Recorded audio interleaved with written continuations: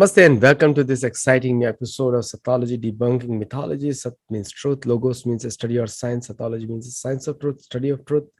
Opposite of that is mythology, which is a study or science of fake, lie, or imagination. Now, today we are talking my favorite subject about Krishna, and Krishna means the all attractive person. Krishna Dhatu, Sanskrit comes from, and Akarshan, Gurutva all these different words come from Krish Dhatu. So any name you can use for God, the best is all attractive, which is he attracts everyone else. Now in the Western world, it is called mythology. It is called the blind faith of Hindus. But Dwarka is there, Vrindavan is there, where Krishna played, Nanda Bhavan is there, go to Vrindavan, you'll see all the places where Krishna lived. Exactly. This nobody made it up later on. In fact, people tried to break it.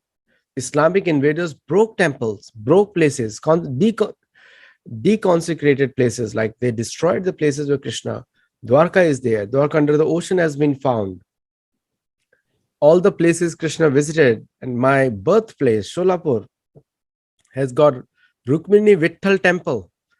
Again, a proof. Krishna visited over there. Krishna visited Nagpur, Vidisha. And Krishna, people say, why didn't Krishna go to South India? You have to ask Krishna directly. It is, I don't know answer. But anyway, but Sholapur is more South than most South Indian. So if somebody says South Indian, I'm South Indian because I was born in Sholapur. Anyway, it's so the point we are going to talk, and I have a very, very special guest, Rishi, Muni, researcher. I'll say Swami also, because he controls his senses. He doesn't go anywhere else. And Brahmachari, because he follows rules of married life as per Veda. And so many titles can be given, and the best is honesty. So without delay, let us welcome Shri Nilesh Oak. Namaskar Aditya ji. And I would like to give you and all our viewers the best greetings for upcoming Krishna's birthday celebration. America birthday is a big deal, and because of the American influence, birthday has become a big deal around the world. In India, it wasn't so much. Of course, it was there in the context of Rama's birthday and Krishna's birthday, but not so much the individual birthday when I grew up. I mean, it would be celebrated within a family, but it wasn't so much a big social affair as it is even in India now, but definitely America. And it's a good thing. I mean, humanity, as a human beings, we like to celebrate things. So that's perfectly good. And I think 30th or 31st, depending on India, or you are here or wherever in around the world, based on the position of the moon and the tithi at the beginning of the day, it will be either 30th or 31st of August. That's when this year we would celebrate Krishna's birthday. And I thought we'll talk a little bit about Krishna today. And the most surprising, like the thing is, we have pre-birth celebration called Garbhadan, and then we have Janma Jat Samskar, where we do, and then we have first Upanayan Samskar, when the child becomes. So there are many samskaras around this whole process. And when Krishna appeared here, now first thing he says, Avajananti mam muda manushim tanum ashritam. Even though he comes to this earth, and he says many times, he doesn't come as a normal, he's always Bhagwan, whether he's in Vrindavan or Dwarka, doesn't matter. Some people say Dwarka Krishna is different than Vrindavan Krishna. According to me, that is all mythology. What do you have to say on that? Well, I mean, each one of us have an individual different roles to play. To your children, you are a father. To me, you are a friend. To many others, the person who is seen hosting the program on Sattology, to many individuals in business, you are a businessman, you are an entrepreneur. It's the same thing with Krishna. So, Krishna was a very wonderful personality, something that I'm working on, not something I want to discuss today. But what I'm doing is, I'll just show you. I'm doing this double-blind experiment of a horoscope, not just for Krishna. What I do is I create certain horoscopes and send it to astrologers, like very expert astrologers who are willing to participate in the double blind experiment. And when they go through like 5, 10 different horoscopes, so I don't give the date, then I insert one for Krishna's birth date and for Rama, and see if their prediction comes out right. So it's a truly double blind, because I'm not biasing them by saying this is Krishna's horoscope or this is Rama's horoscope. Um, so Krishna is the same. I mean, Dwarka Krishna means so many names. Jagannath Puri is also Krishna. So wherever his glory is celebrated, that's where it might be known. Like you mentioned, Solapur Vitthal Rukmini temple, and not far from Solapur is Pandharpur, where the again Vitthal Rukmini temple. Not many people were able to relate to Rukmini as Krishna's wife. Not many people will able to relate to Vitthal as being Krishna. Or if they say Rakhumai, there might be some little bit of help required, right? To saying Rakhumai is nothing but Rukmini, right? Yeah. So different names. I was Same referring to person. that same temple. It's in Sholapur district. Yeah. Correct. Oh, yeah, that's the one you're referring to. Got it. I got it. You're referring to Pandharpur, but in the sense of close. From San Diego, Pandharpur is the same as Solapur. I see on the map. I see that. Well, there is a other issue which I think you have discussed, I presume, but people like confusing Krishna and Devaki Nandana Krishna, and then making trying to think that there were multiple Devaki Nandan Krishna, to confuse the issue further. Now, I do not deny that even in our times, we can find many moms whose name might be Devaki, and they might have decided to keep the name of their son Krishna. But when these references come into our Purana literature or our Itihasa literature or related literature, it's very clear, at least if not clear, in many times using the additional evidence, you can say which Krishna people are talking about. So many times if people create this is a typical way of creating controversy out of nothing. It's not limited to Krishna, by the way, Adityaji. You would have heard even as recent as Santa Jnaneshwar, 13th century. And people have made this, what we call Vikalpa, Shabda Jnananupati, Vastu Shunyo Vikalpa, total speculation. Without any basis, without any reason, they're not trying to solve the problem, because their own intellect is incapable of comprehending something. For example, they have said there must be two Jnaneshwar. And do you know why?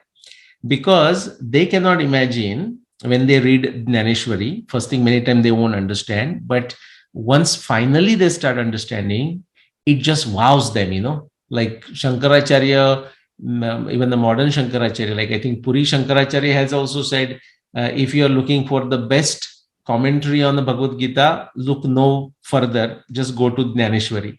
So when they look at the detailed descriptions in Jnaneshwari, they cannot imagine a 16-year-old individual can write something like this. And therefore, they come up with a theory of possibly two Jnaneshwar. So one young Jnaneshwar that we know about, and then there must be a very old Jnaneshwar, another individual who wrote that Jnaneshwari. So that has to do not with the Jnaneshwari or Jnaneshwari evidence, but it has to do with the bankruptcy of the intellect of these Indologists and researchers, and who doesn't have any Shraddha, who don't have any tapasya. And so life goes on. And that same thing has happened to Krishna also. See, most of the Western commentators, when they call, and there is a very active Christian group, Jehovah's Witness, who regularly question, there's a huge number of Krishna Bhakta in America, number one. Americans, blacks, it's in large communities, and even Muslims, because Krishna's activities are very attractive for many people. And so they generally go out and say the blue boy is imaginary.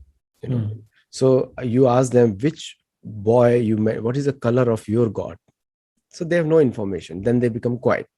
and Hmm. then we start speaking after that, you know. Hmm. So the point is that the mythology is being spread through Max Muller's words, where he said the Hindu god. Now, Hmm. I have serious objection to the word the Hindu god Krishna, Hmm. because this is how you are saying that the Mayan god, Aztecs Hmm. god, or somebody else's god. Yeah. Vedas are the only book where they give you God's name, his place of residence, his locations where he comes down. All those things are very accurately described, and even till date they are being worshipped. So, what do you have to say to those people who are spreading this kind of information? I mean, I don't have much to say about them. I mean, again, I would say it's the bankruptcy of their intellect. But as Krishna says in Bhagavad Gita, Sarva Dharman Parityajya Mamekam Sharanam Vraja. Almost you can take this literally in this case in a humorous sense. Of course, when he's saying Sarva Dharman Parityajya, he's talking about the different dharma in the social context, meaning like, your family dharma and your dharma at the work and so on and so forth. But even taking humorously in a literal sense, that is one reason why you mention people from all walks of life, all different ethnic background, all different nationalistic background are devotee of Krishna. You mentioned, for example, Muslims. In Maharashtra, you would have heard the name, but if not, there were many. Right now, you can find Muslim devotees of Vittala, and they do the wari meaning walking from their place for 10, 15, 20 days, possibly for a month, just walking on the feet to come to Pandharpur. In I don't know exactly the timing of Sheikh Mohammed. There was a one great devotee of Krishna, Sheikh Mohammed in Maharashtra. I don't know if you've seen his Abhanga, Sheikh Mohammed Abhinna Tyatse Rudai Govinda. He says, "Aise kele ya gopale, nahi sovale ovale." It's a very, very beautiful bhajan that Sheikh Mohammed has. And to this day, I actually know few from the place I grew up. And I also have heard from my relatives, and sometimes they will just make it to the news because news people are also bankrupt. So it will make it to the news. Somebody from, say, Akola, Buldana, all the way from there walking to Pandharpur.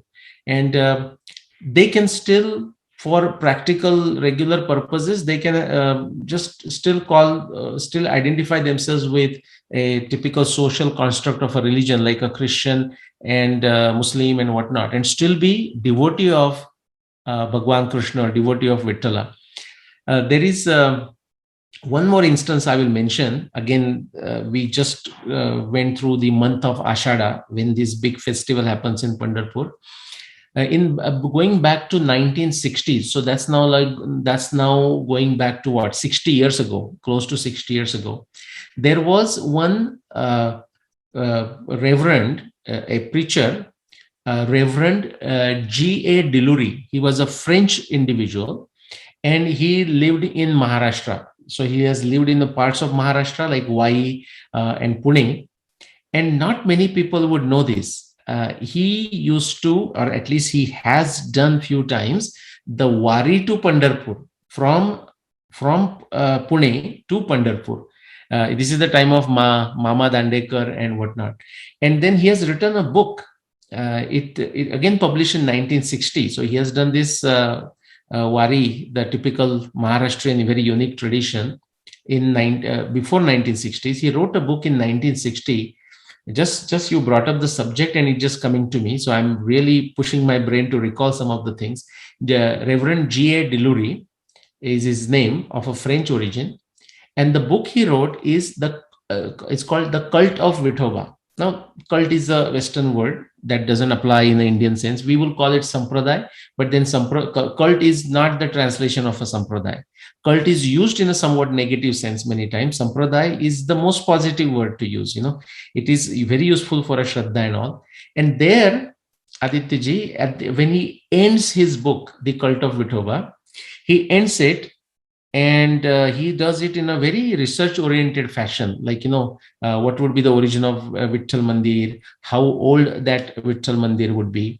And then finally in his what you can say, epilogue, he says, well, so based on this evidence, because not much evidence is found going beyond 2000 years for that particular temple, it doesn't exist, doesn't mean the temple did not exist. So he says, well, so after all, somebody will say, hey, this was just another tribal god that somebody turned it into Hindu pantheon, because he's, remember, he's coming from Christian background, so his understanding is limited, but he's very truthful about it. He says, if that's all I wanted to say, because he had personally, like pratyaksha avagamam dharmyam, he had personally experienced the joy of wari, from Pune to Pandharpur. So he says, if this all that I wanted to say was Vithala was some tribal god who was, merged into the Hindu pantheon and identified with Krishna, if that was my objective, I would not have bothered to write this book. And then he goes on to write certain things, and he ends it by saying that therefore I was totally, I've considered myself fortunate that I had this opportunity to get to know this, and I am writing this particular book, he says, in the Christian Bhakta tradition. Those are the words used by him. And now it doesn't surprise me. I mean, if you come in contact with Krishna Charitra in any form, through Mahabharata, through Bhagavad Gita, through Harivamsha, through Bhagavad Puran, you are going to get very much into it, and it grows on you. So it's hard to give up, so that's my 2 cents on that.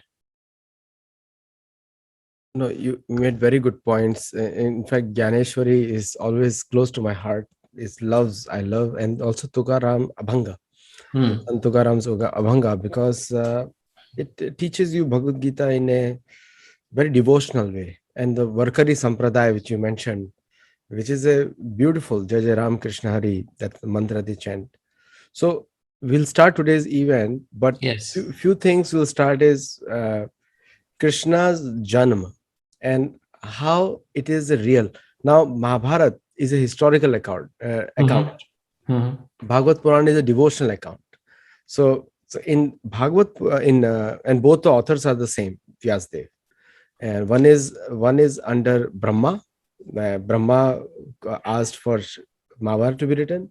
Another is by Narad Muni, who is the son of Brahma. So, and Vyasdev, we all know who is Vyasdev. So the people, and Vyasdev makes it very clear, the entire Mahabharata I'm writing to glorify Purna Purushottam Bhagavan Shri Krishna. That's what he writes.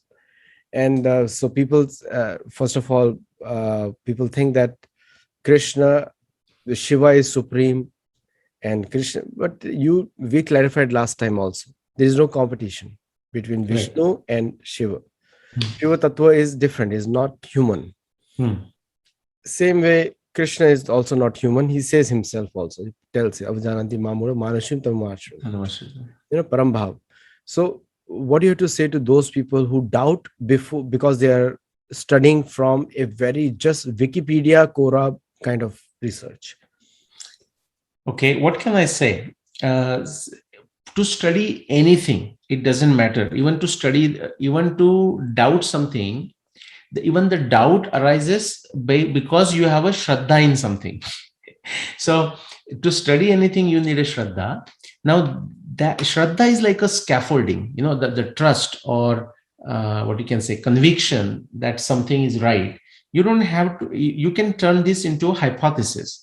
But when you are studying something, you have to have some background. For example, see, to our audience, Aditya right now, I mean, there is that, we take it on a leap of faith that this is not a dream, that they are actually watching a Sattology program. There is that Aditya Satsangi, he's not a robot. There is one, he's talking to Nilesh Oak, the guest on the program, and he's not a robot. This is not happening under the metrics. Now, granted, it's happening under a very bigger metrics called Leela, but I'm talking the local reality. We have to make some assumptions, and I think what happens is people, I would say, they should make logic as a compulsory subject. Many times I feel in the Indian context that the military service should be made compulsory for 2 years. I don't know if it's right or wrong, what I think. But logic, I think it should be made a compulsory subject. I come across, forget ordinary individuals. I mean, they can be excused for not having a good knowledge of logical reasoning. But I'm talking of Indologists, pro-India Indologists. I'm talking of Indic researchers, even the pro-Indic researchers. Never mind a anti-India agenda brigade. I'm not even talking about them, because whether they understand logic it or not doesn't matter. They will twist the logic anyways to their agenda. But even those people who appear to be after the truth, if their background, if their learning, if their education is not very good in logical reasoning, they create a lot of havoc. And I think this, now what you just asked, like why do they make these confusing statements, thinking of something as a mythology? That comes because, if you ask them for evidence for both things, something that they think is a mythology, you and ask why you think that's a myth, again they fumble. And then if they're asserting something, this is, I am convinced and it is true that this is so and so, and you ask them for evidence, again they fumble. Okay, so I don't know how to basically solve this problem, but that's why Krishna is giving. So you need a shraddha, you need a tapasya, and that is how you prepare. It's like preparing a agriculture bed, to plant the vegetables, plant the fruit and garden and flowers and whatnot. If you just plant somewhere, you may be lucky and you may get it, but most cases you will not be successful in understanding these things. So, Aditya ji, do you want me to start sharing? Yes, please. We can start. Okay. Sharing. What we'll talk today is a quick summary, brief summary of Krishna's early years. Okay. And before I start sharing something that you mentioned, and then you asked me another question, so I went in other direction. You said Krishna's information comes in an itihasa form in the Mahabharata text, but additional glories come into Bhagavad Puran, Harivamsha, and then of course you will find that in other Puranas. Vishnu Puran, you will find the information. Padma Puran, you find the information. So what I want to say is this, that the Puranas, it can happen to Mahabharata also, and it has happened because Mahabharata has got 4 or 5 recensions all the way to Naimisharanya. But the Puranas, they are called Smriti literature, and in that sense, the updates also happen. And many times what happens is when the updates are made, and frankly, it is true for Mahabharata also, when somebody is making another copy of Mahabharata, then instead of trusting Vyasa's intelligence, they start putting their own intelligence, and they said, well, this statement of Mahabharata, which is a Vyasa's originally, doesn't look like correct. And they may say that because they may be making a copy of Mahabharata, say 4,000 years after the Mahabharata time actually.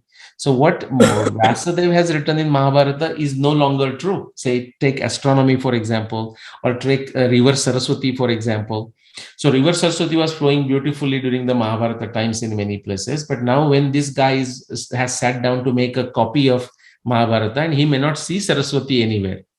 That's why Professor Hopkins of Harvard, I mean, that may not be the only reason, sits in his chair like some 60, 80 years ago, and just simply says, oh, I think Mahabharata must be written in 400 CE, 400 AD.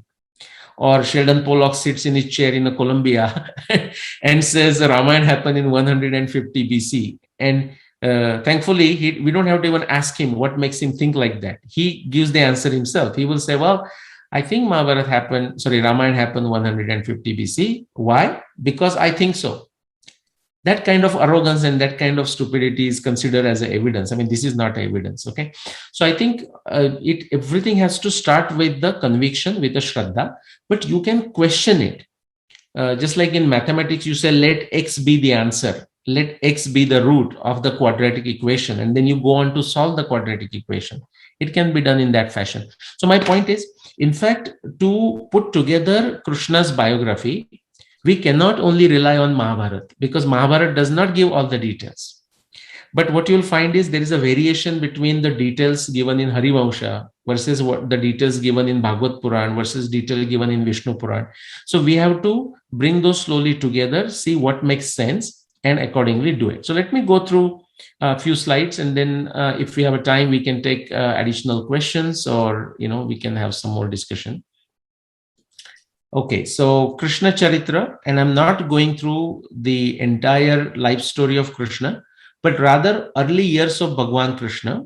Uh, the time period we are talking is about 106 to 107, 108 years approximately of Krishna's lifespan from 5633 BC to 5525 BC.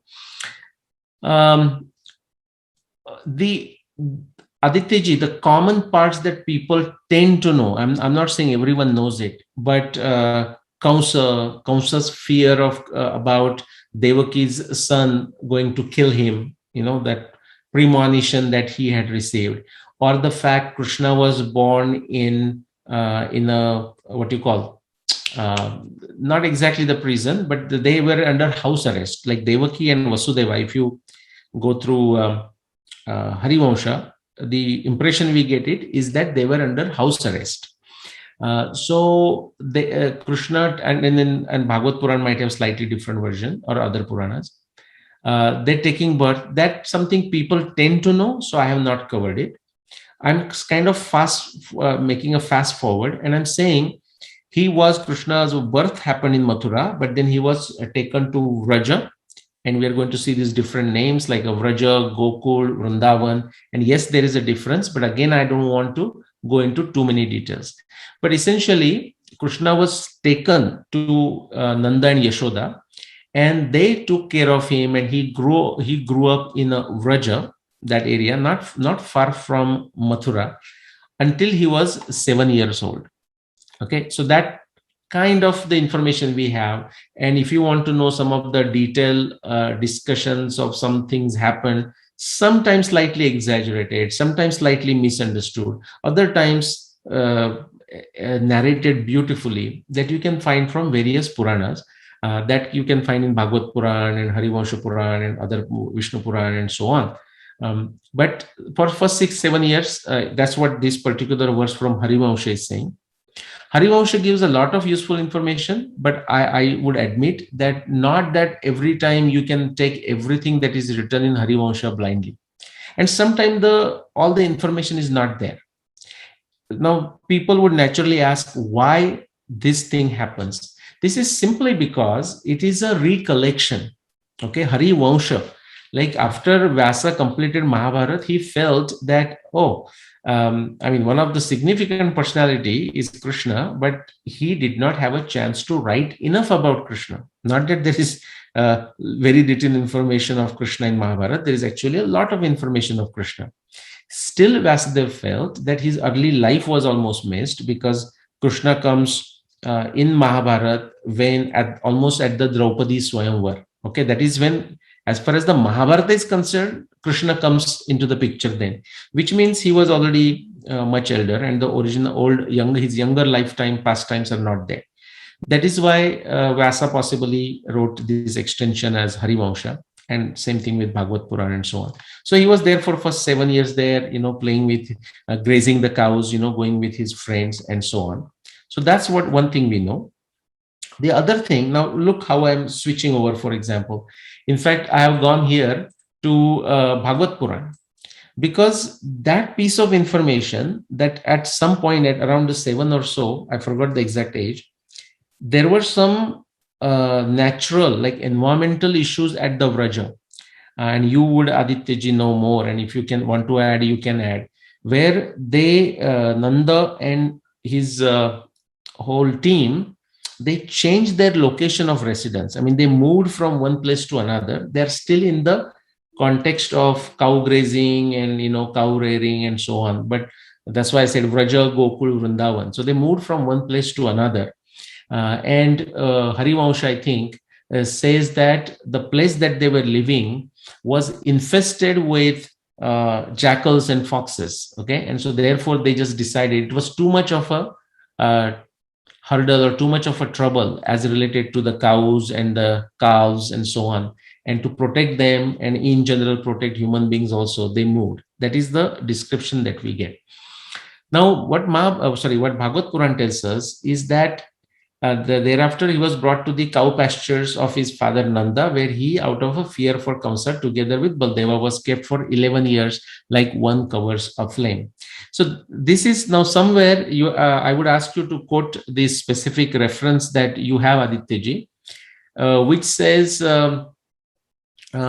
Krishna killed Kamsa when he was about 10 years and 7 months. And I would ask you to quote that.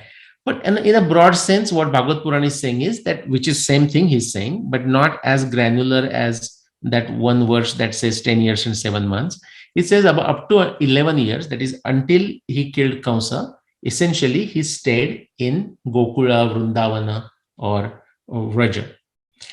So do you want to go ahead and quote this reference? And if you can please tell me and of course the audience, like where does that verse appears, which refers to uh, Krishna being 10 years and 7 months old when he killed Kamsa? It appears in 10th canto Srimad Bhagavatam, chapter number 40. Okay. 41. And so there it is. Because in the Ekadashi of the Falguni month, Akrura starts traveling. Okay. And Dwadashi of the same day, same month, and it is a dark fortnight of the moon. And Dwadashi it reaches there. So Vishnu Chakravarti Thakur quotes chapter 40 that it cannot be more than 10 years, 7 months. That's it. Okay, so he's going because of Shravan, and then he's doing Shravan, Bhadrapad, Ashwin, Kartik, Margashirsha, Paush, Magh, Falgun, right? Falgun. That's what he's counting the 7 months. That's yeah. right. Okay. That's right. Very good. Okay. Excellent. And again, that is been validated here again if you read this verse from the third canto, third skanda of Bhagavad Puran, that he was there up to 11 years. That's right. While I was reading through that, I found this other verse and I thought it was worth saying it, because if you follow, I mean, you get this in our comments too, right? People coming and complaining to you about something, people like in social media talking about me. And, I think that's a great thing, because they are being rattled, the old forts are crumbling and therefore, they just don't know how to respond, because that's how the power of truth is. But therefore, I thought it was very interesting to say, see, when Krishna was around, now we look at Krishna and the magnanimity and the beauty, and oh my God, we must be thinking how fortunate are the people of that time. Like, Krishna was among them. Or if you go to Ramayana times, Rama was among them. But the reality also, unfortunately, is, see, there is a verse from the Srimad Bhagavad, the one at the bottom. How unfortunate is this world, and especially the Yadu dynasty, who living together did not recognize the Lord, that is Krishna, any more than the fishes do recognize the moon. Like he was among them, but that time they took him as a very ordinary individual in a way, in spite of some of the great things he did.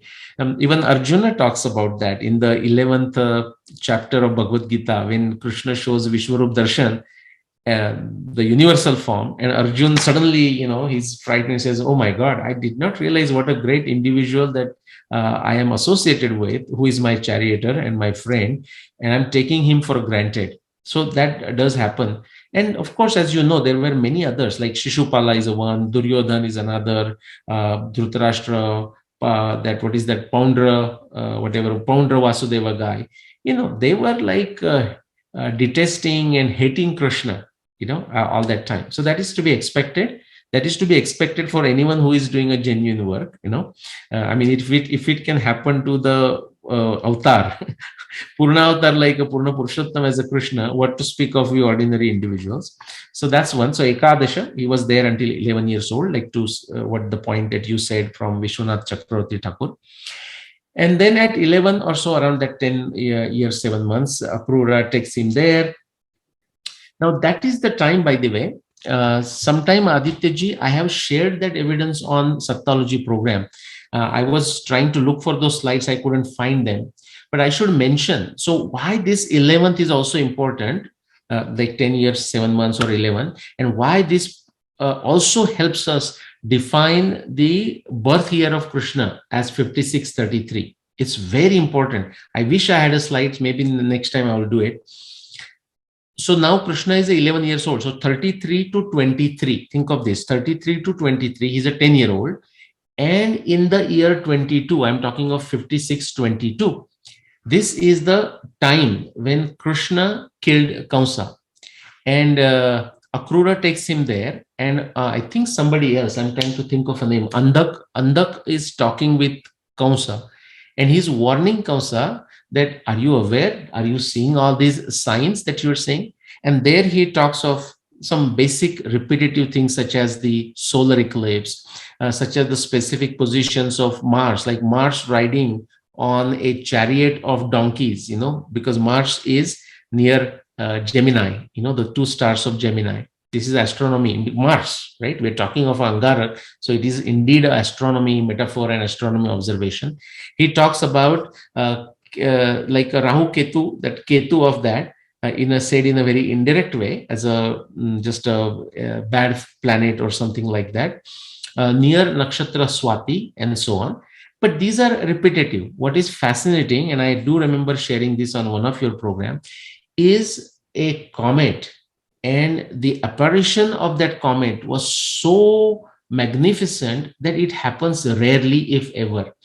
And it says very specifically that that comet was in apparition, the way it became visible at that time was so huge that it was at night, or usually they show up during the just before sunrise or just after sunset. That's when they are seen in a magnificent form. Otherwise, they are not visible that much. And the comet covered the entire sky. In fact, it says it covered the 13 nakshatra. So now total of 27 nakshatra. So 13 is half of it, which is to say it covered the whole sky, whole visible sky. It says where it began, like its face, it's the broadest, brightest point of the comet was near nakshatra Bharani. And what I just told you, the planetary observation, but also the observation of a comet, which is the big deal here, covering the entire visible sky and starting with a nakshatra Bharani, very, very specific, and covering the 13 nakshatra to the extent literally brightening or over brightening the path of the moon. That way, path of the moon was not visible because the nakshatra stars could not be identified. Guess what? If we go start from our time and go back for last 10,000 years, only one time, it's worth repeating, only one time this particular evidence of the comet plus the other additional planets that I described occurs is around the March, like 22nd March 5622 BCE. That is when Krishna killed Kamsa, and Andaka is discussing that. And this evidence comes into Harivamsha. I was looking for that slide. I have discussed that with you before. Let's fast forward and see what happened after that. So this time Krishna comes to Mathura, kills Kamsa, like first he fights with the wrestler. So again, something that is typically known, I am skipping it because people already know it and no point worth repeating it. Then what happens? Now Krishna kills Kamsa. Now he can actually rightfully take the throne. He can be the Yuvraj. He chooses not to become a Yuvraj. He puts Shurasena, correct me if I'm saying the wrong name, Kamsa's father, who Kamsa had put him, removed from the throne. He puts him back, okay, and says that, no, you are the rightful heir to this kingdom and you should do it. So this is around 11-year-old. And then this verse from Harivamsha says, Sa Krishna Tatra Savit Sahito, Rohine Yena Sangata, Rohine meaning with Balarama. They started living in the Mathurapuri. Now think of this, 11 years. And it was actually close to 16 years before he was finally sent to Sandipani Muni. In fact, Vasudev, Krishna's father, started thinking, oh my God, this guy, both of them are just roaming around, and they need to be tamed, they need to be controlled. And finally he says, no, I think my sons need to get education, So around when they are 16, we don't know the exact age, but definitely long time after 11, they said, no, this needs to be tamed, they need to get a guidance and they need to be sent to school. So now Krishna is sent to school of Rishi or sage Sandipani. Okay, so this in between 4 or 5 years they really enjoyed in Mathura. Now what happens is suprapta yavana. Now yavana, so that's why based on that I'm saying around 16 years possibly. That is when they were sent to Rishi Sandipani to study. These are the two paintings, beautiful paintings, one in the black and white and then done in color. I don't know, in black and white it's very obvious, but in color also it's not that obvious, but you can see Krishna. And you can easily guess who that would be here, Adityaji. That is Sudama. Okay, so now Krishna and Sudama, and of course many other students, they're studying in the ashram of Sandipani. And there are many wonderful narration stories related to Krishna's time with the Sandipani. Now, Krishna has already proved himself in many ways by killing Kamsa, by his own intellect, okay, all of these things. But as a student, see, that is the beauty of Krishna. When he's acting as a husband, he's acting as a husband. When he's acting as a lover, he's acting as a lover. When he's acting as a diplomat, that's what he's doing. When he's acting as a chariot, he refrains as much as possible from taking a weapon. Okay, then he's also a great fighter.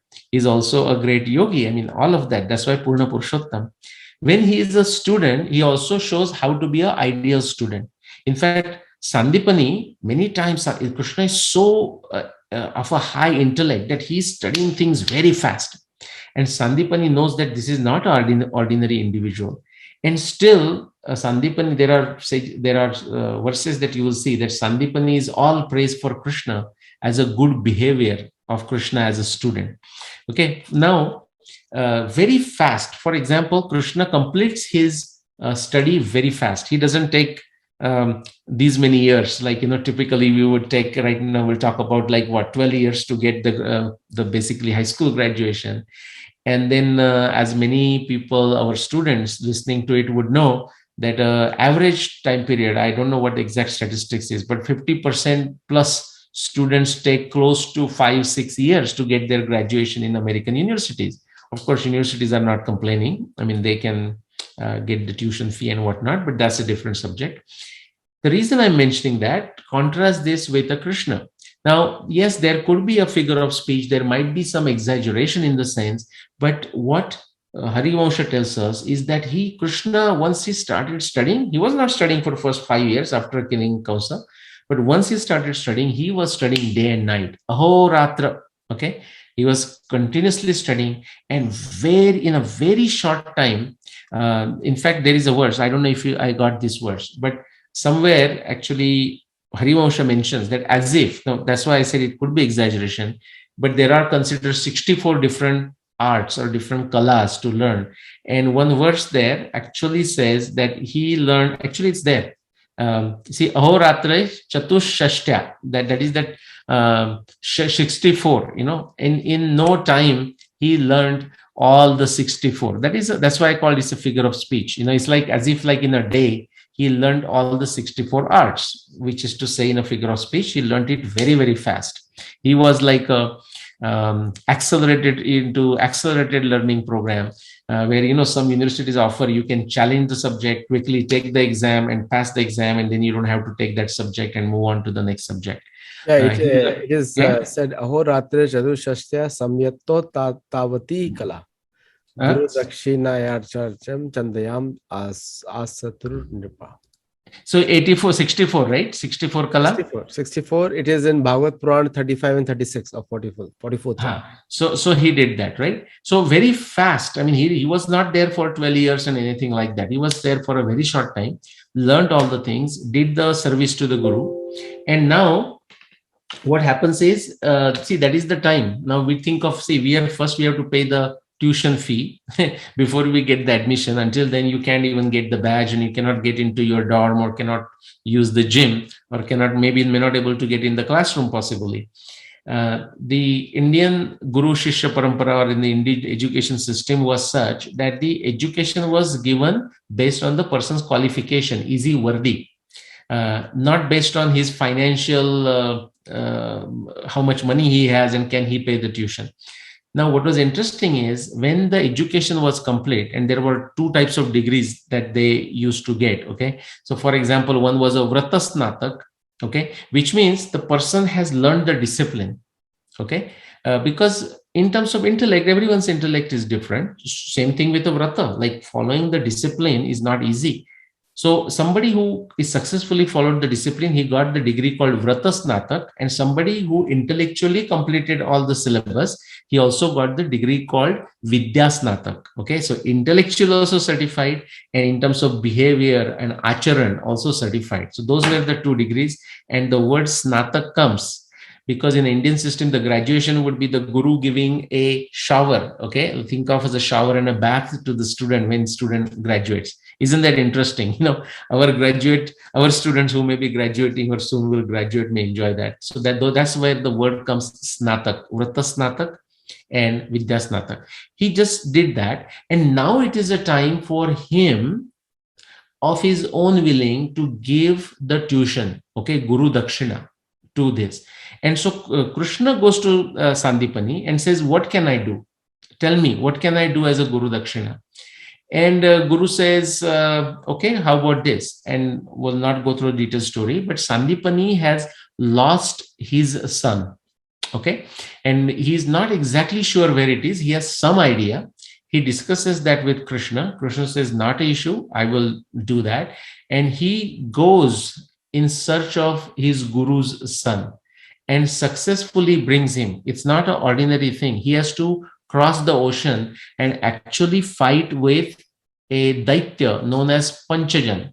Okay. And he fights, he recovers the son. He realizes that it has been snatched away by Panchajan, and he frees Guru's son and brings him back to Sandipani. Now, see, this may look like a work, and yes, it was a work. Of course, Krishna did it as a Guru Dakshina. But what happens is, just like Vishwamitra, when he took Ram and Lakshman to protect his last 6 days of a yajna, and Dashrath was worried. But Vasishta tells Dashrath, he says, you shouldn't be worried. I mean, Vishwamitra is a great guy. He's a great Rajarshi, great Brahmarshi, great Maharshi. Ram will benefit. Ram and Lakshman will benefit by accompanying him. Now, similarly, when Krishna goes there, Krishna fights the war, he gets his first-hand experience, now using that all Ashta 64 arts, you learned it, textbook, now it's application in basically freeing the Guru's son. And while doing this, he gets something. What does he get? He gets the Panchajanya conch shell. So in Bhagavad Gita, also you will see that Panchajanya Rishukesho, Devadatta Dhananjay, right? Poundrato. So Panchajanya is the name of the conch shell that was used by Krishna. Poundra was used by Bhima. Okay, Devadatta was the name of the conch shell of Arjuna. So this Panchajanya, the Krishna's conch shell, the story of that comes from his days. So when he was less than 20, basically he got it. Yes, it was a conch shell. It was used in a certain fashion. We have lost the knowledge behind it. Now, Aditya ji can blow the conch shell and come up with a beautiful sound out of it. I'm still learning, okay? And I have to keep on learning. So, we are not expert in everything. But that Panchajanya was procured by Krishna when he went to give a Guru Dakshina to his Guru, Sandipani, in the form of freeing up Guru's son, who was into the custody of Daitya Panchajana. Quick summary. So this is like we going to maybe his 16, 17, 18 years max of Krishna's lifetime there. Krishna lived for about 106, 107, possibly up to 108 years. When we talk about this, we'll bring the different references. Yes, there are some references which refer to Krishna living for 116 or 125 and so on. Again, remember, like if we think of a Veda, it's like heard. If we think of Itihasa, it is something that happened and that is recorded. If we think of a Purana, it is what is remembered. And sometimes, therefore, some variations do come into the Puranas because it is remembered from whatever sources were available when the Puranas were written, composed, or when the Puranas were updated. So very likely scenario, and you can go and read at my blog sites. I have written blogs for Krishna equal to 125 years old or 101 years old and 116 years old. And deliberately I keep those blogs intact, because that's how we refine our knowledge about our history. Based on the current state of knowledge, my state of knowledge, you can say, I will say Krishna lived for about 106, 107 years. If we get additional evidence and if we need to change that number, we will do it. Krishna was born at the midnight of 27-28 June 5633 BC. Krishna lived in Vraja until he was 7 years old. We discussed that. At that point, some natural circumstances led this whole Gopa families to move their location. You can read the details in Harivansha and possibly in the Bhagavad Purana or other Puranas. So they moved their location, okay, and then stayed there until Krishna was 11 years old. Around this time, as Adityaji said, possibly Krishna was 10 years, 7 months, which practical purposes can be called again 11 years. Krishna killed Kamsa. Krishna did not sit on the throne, but rather restored the throne to Shurasena. Again, I'm saying the name right, okay? We can correct that. And I'll stand corrected if the Shurasena is not the name, because I sometimes make mistakes there. So Krishna killed Kamsa around when he was 11 years old. Then few years Krishna Balaram spent in Mathura. Before, Vasudeva thought now they definitely need to be sent to the ashram, Guru ashram, in a Gurukul to get their studies. Krishna was an extremely bright student, studied very hard, and quickly internalized all the 64 different forms of art, Dhanurvidya and Vedas and everything, okay? As a part of a Guru Dakshina, he decided to free Guru's son in the custody of Panchajanna, and in the process procured Panchajanna's conch shell, okay, and therefore it is known, goes by the name Pachajanya, okay, or Panchajanya, whatever the people may want to say. So that's it. So Adityaji, I don't know if the system allows you to see any some meaningful questions, relevant questions. I will stop sharing, by the way. We can discuss and we can stop. So one of the questions which is coming is Krishna the only God in the Sanatana Dharma? That is a question which is coming. Please take on that, then I'll also answer. No, you can answer that. I mean, I would say Ekam Sat Vipra Bhuvna Vadanti, or just you will see many times. This is again just like our individual personalities. The Dwarkadish Krishna, same as a Vraja, Vrindavan Krishna kind of thing. These are his different pastimes. We want to relate to Krishna in many different ways. Just like a Bhakti, Shravanam, Kirtanam, Vishnu Smaranam, Pada Sevanam, Archanam, Dasyam, Sakhya, Atma Nivedana. We want to interact with Krishna in a different form, or with a Bhagwan. That's why for our enjoyment, Krishna takes different forms. We visualize him in a different form. And same thing for this. So for example, if you go to Atharva Shirsha, so I'll say that and then you take it over. You will do a fabulous job on this, I know. Atharva Shirsha, even when we are doing a Ganesha Stuti, okay, now Ganesha is also symbolic. He's personally there as an individual deity, but he also symbolic. And so what in Atharva Shirsha you will say, Tam Brahma, Tvam Vishnustam, Rudrastam, Indrastam, Agnistam, Vayustam, Suryastam, Chandramastam, Brahma, Bhur, Bhuvaswarom. So you said, hey Ganesha, you are, Brahma, Vishnu, Mahesh, Aditya, Agni, and so on. So that Ekam Sat Vipra Bhavna Vadanti, many people don't know that what it comes afterwards. In fact, Veda also says that Agni and Vayu and these, they all are the same and represent that same divinity. So those are my 2 cents. But to you now. So the very important shloka comes in Bhagavad Gita. See, understand one thing. I have not seen Krishna, but we can experience him by chanting his names or something. You can experience it because you can immediately feel relief. You chant his names, you take relief. You get relief. Bahuni me viditani janmani tacha Arjuna. There are many, many births, both I have passed and you have passed. The difference between him and us is that he says, according to him, he's claiming, and which Krishna says, yes, you are right. Arjun says. So based on different acharyas and everything, we make the opinion confirm that, yes, everybody is saying the same thing, like you said. So he comes in different forms in different times. For us, it's the most recent incarnation. Hmm. So it is very fresh in our memories, because if you compare 5000, 7000, 5561 BC from the point of view of eternity, Yeah. then this is a very small time. Correct. 7000, 8000 years is a very small time. Very true. So therefore, it is fresh in the memory. And Vyasdev says, Ete cham sakala pumsa Krishnastu Bhagavan Subhagwan Swayam Swayam. Yeah. Indrari Vyakulam Lokam Ridyanti Yuge Yuge. So he says, Vyasdev says the same thing, Krishnastu Bhagavan Swayam. So you and I have not seen God, but Vyasadeva is meeting him in person. And Yes. also Vyasadeva is also the incarnation of Vishnu, Correct. and Shiva and Brahma both call for Vishnu to come down to write the Vedic literature. Correct.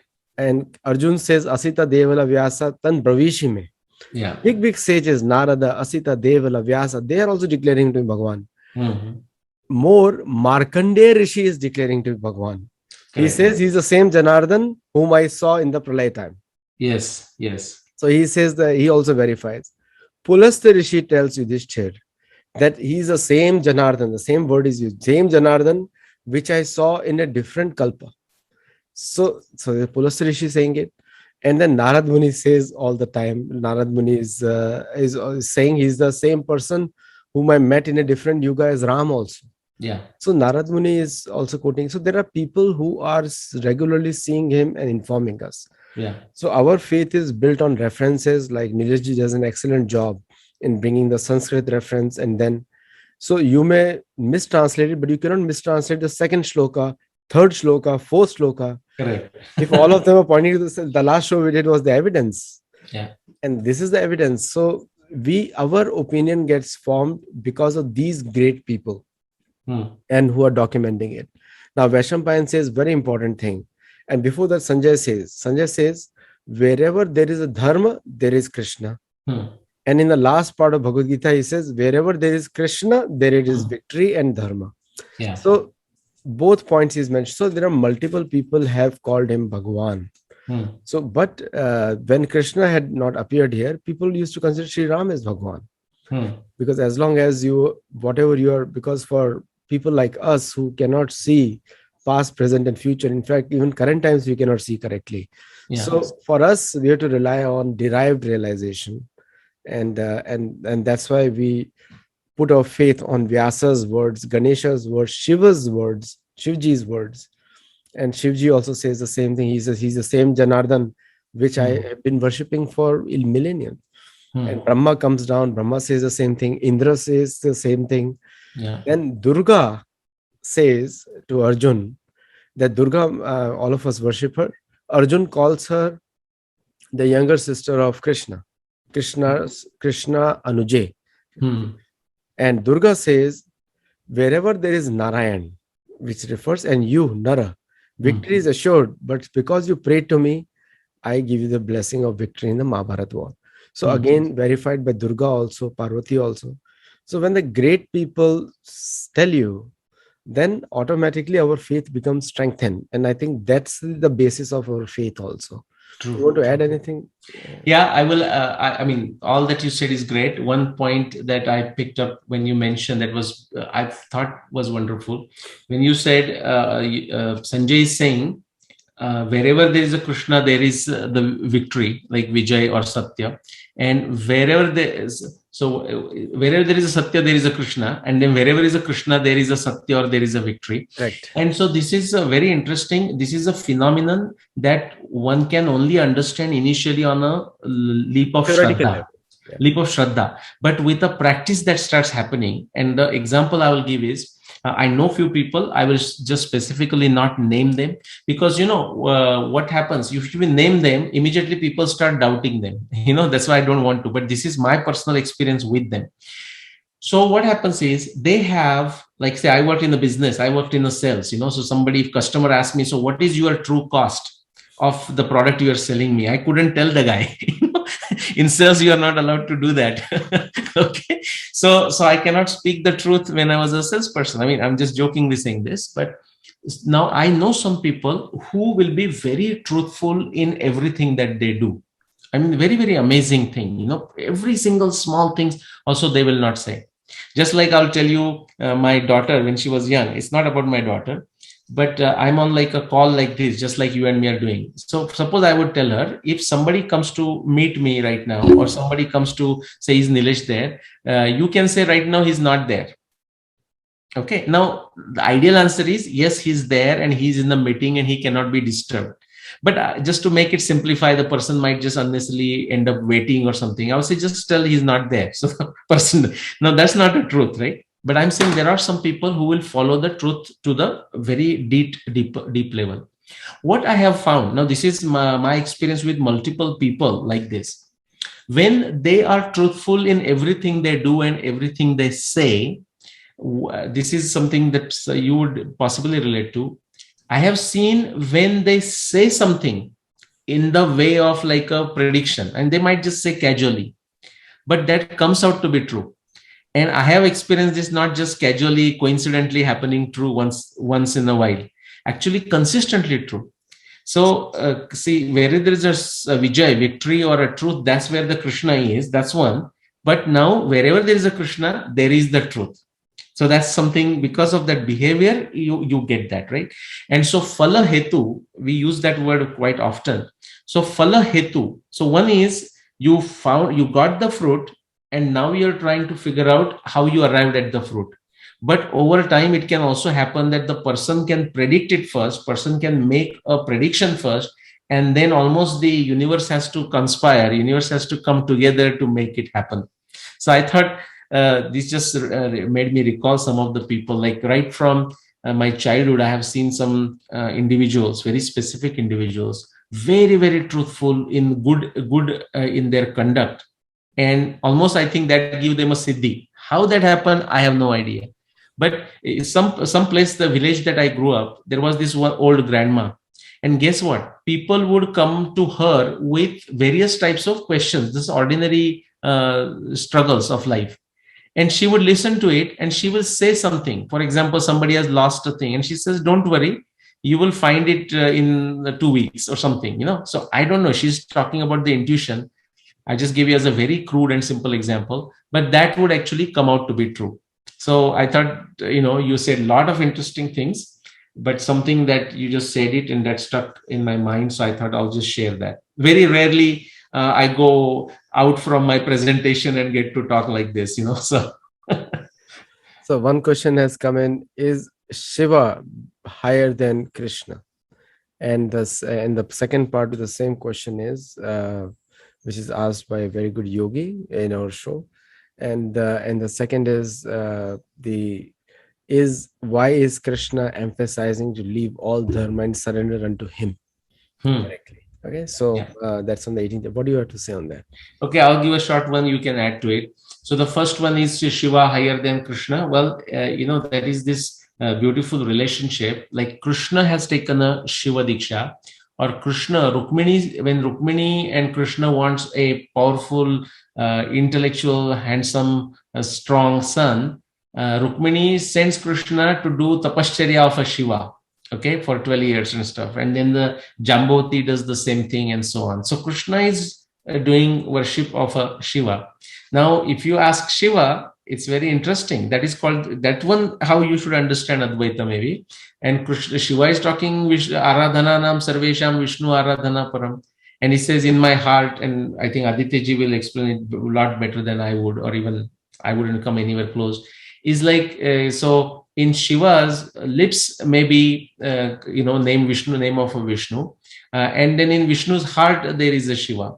And again, in the Maharashtra Varkari tradition, you will see that. For example, the Vitthala Murti in a place very near to Adityaji's original place, and not many people know this, but Adityaji would know. On Vitthala's head, there is a whole Shivalinga.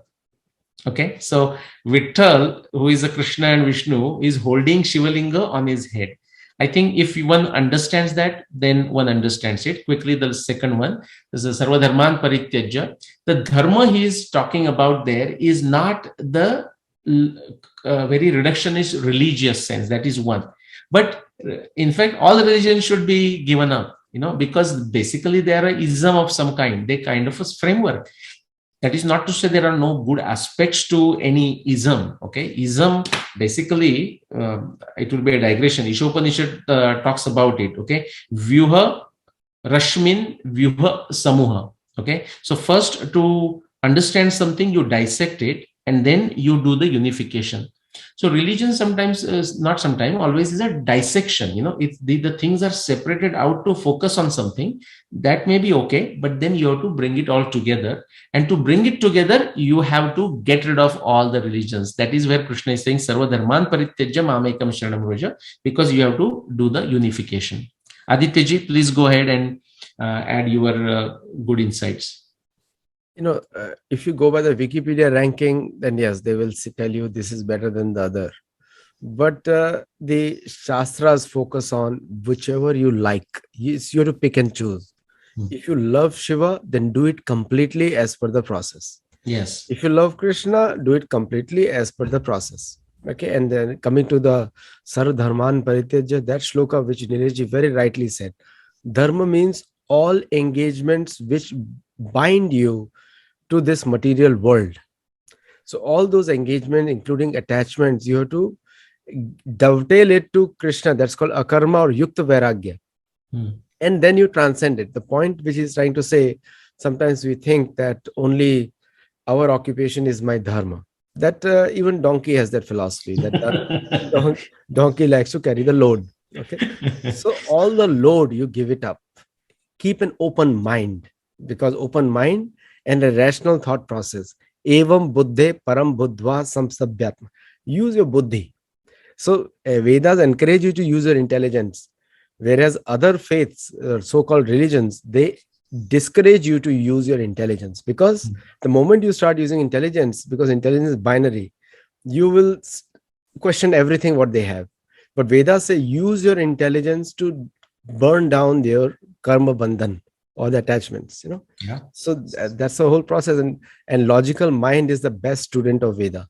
Yeah, that's why Krishna is saying Atmano Guru Ratmaiva Purushasya Visheshata Yat Pratyaksha Anumana Bhyam Shreyo Savanu Vindate. Correct. Right? Yes. So these three Praman are told to be by Krishna. No other book talks about it. No other book other than Veda. Correct. So I have more questions coming, but thank you so much. Nilesh is going to come next week and we can ask him live. And one of these Sundays we'll go live with Nilesh and on topics which you love, especially Lanka, and of which I have also done the research now. So me and Nilesh, we can present you with proofs. Yeah. Also. You have done the research in a small book called Yes. One Arrow, One Kill. We have to tell that story someday, but for another day. Yeah, Nirej's standards are very high. So you have to write minimum 350 pages plus to be considered a big book. Okay, before that it's small. So I'll stop here. Namaste and thank you very much. Thank you.